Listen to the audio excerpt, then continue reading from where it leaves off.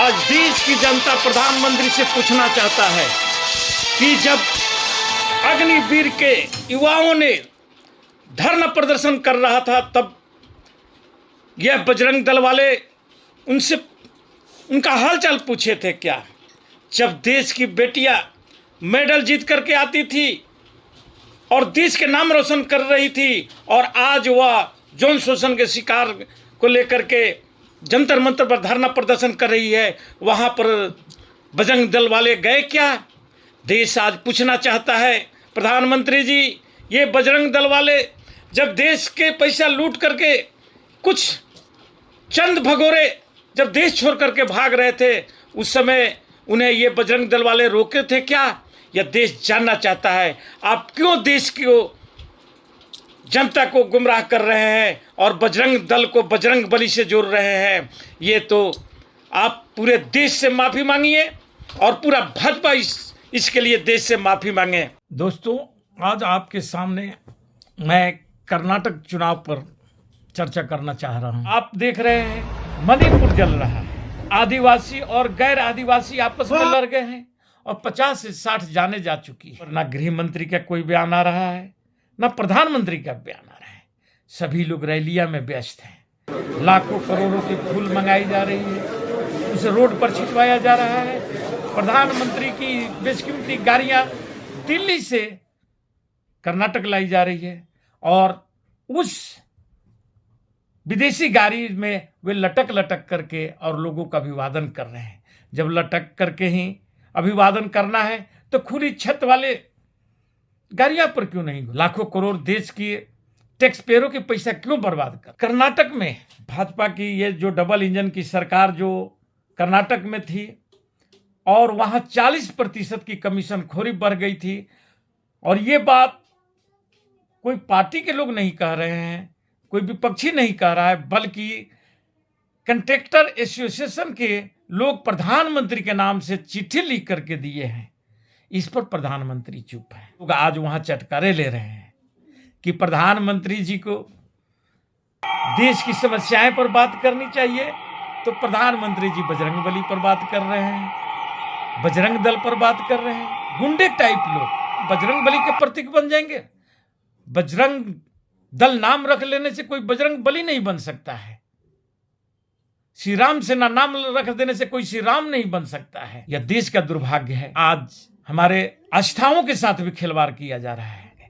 लेकिन आज जो ध्रुवीकरण की नीति भाजपा और आरएसएस देश में जो खेल खेल रहा है, नफरत का जो माहौल बनाया रहा है। राहुल गांधी ने कुछ दिन पहले भारत जोड़ो यात्रा में अक्षरशः सत्य बोला था कि इस नफरत की बाजार में मैं मोहब्बत की दुकान लगाने आया हूं।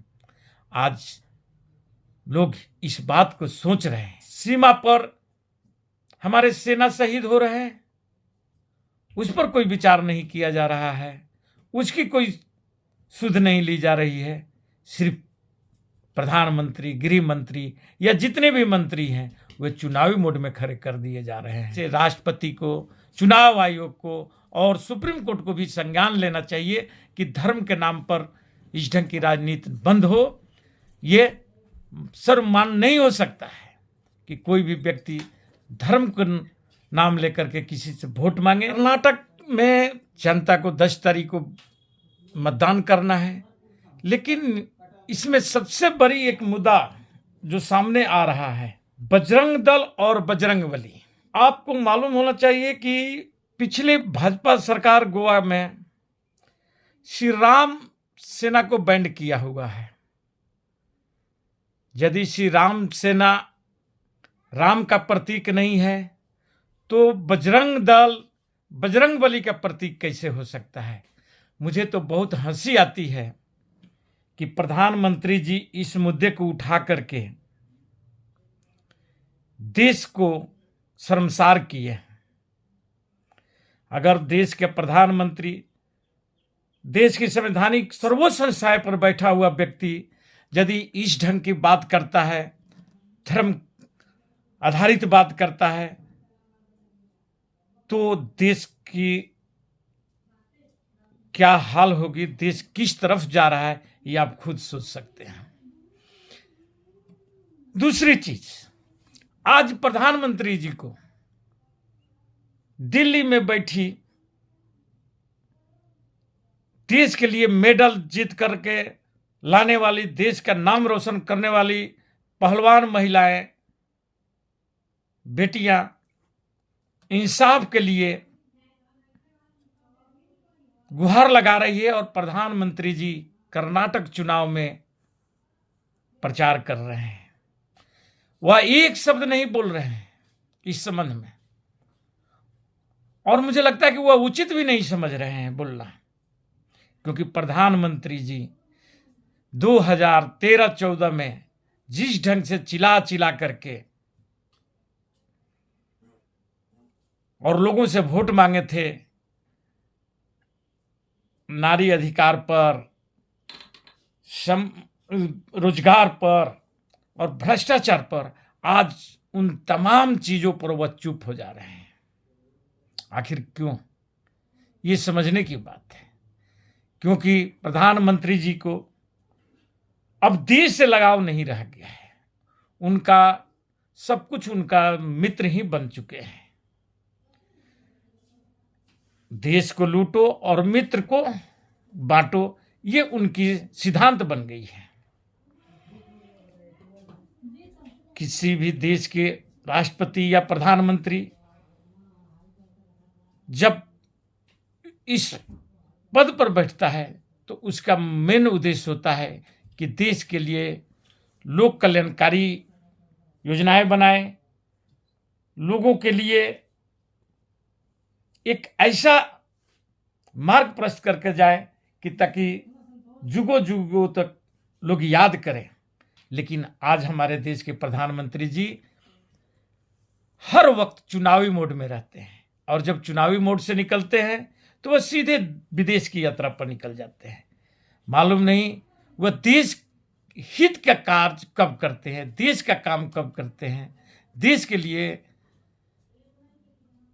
अपना वक्त कब निकालते हैं, ये सोचने की बात है। दूसरी तरफ आप देख रहे हैं मणिपुर जल रहा है। वो आखिर क्यों ऐसा हुआ है? वहां पर ऐसा क्या कारण हुआ है कि आदिवासी और गैर आदिवासी आपस में लड़ गए हैं और 50 से 60 जाने जा चुकी है। ये सारे चीज फिर से दोबारा 2024 का चुनाव जीतने के लिए और फिर से सत्ता में प्राप्त करने का यह एक मुहिम चलाया जा रहा है। और यह धर्म के नाम पर, जिसे राष्ट्रपति को, चुनाव आयोग को और सुप्रीम कोर्ट को भी संज्ञान लेना चाहिए कि धर्म के नाम पर इस ढंग की राजनीति बंद हो। ये सर्वमान नहीं हो सकता है कि कोई भी व्यक्ति धर्म का नाम लेकर के किसी से वोट मांगे और किसी का मजाक उड़ाए। इसी के साथ मैं अपना वक्तव्य समाप्त करता हूं। जय हिंद, जय भारत, जय भीम।